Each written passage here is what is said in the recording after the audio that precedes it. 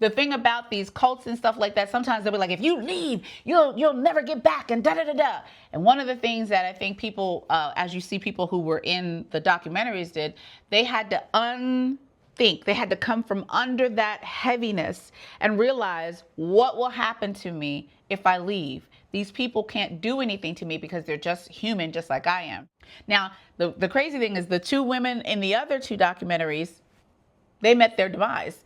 And so the people had to kind of reconcile that, because the God that we believe in, Christian, we believe he's alive, right? We don't believe he's still dead. We believe he died and he was buried, but we believe he's alive. So these people, they had to reconcile with their gods dying. And that's something that would shake a person, right? Rightfully so. So those are the preventive measures. Let's talk about corrective measures. If you think or know that you're in something that's wrong, here's what I want you to do first and foremost. Leave and don't look back. Run, Forrest, run. Okay? Get out with your life. The only reason they could have all these people that were in these documentaries and talk about it is because the bell or the light went off, the bell rung, whatever happened that lifted the veil and said, oh my gosh, I have to get out of here to save myself. And that, quite frankly, was what happened to me. I remember very vividly, it was a Sunday.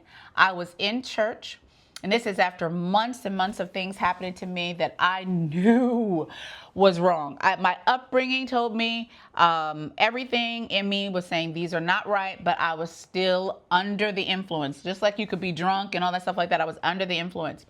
But one day, I was in a church service, and it just like in the Real Housewives documentary, things were coming down from the pulpit, and I knew they were about me, and something snapped, and I said, deuces. I walked out of the service and never looked back.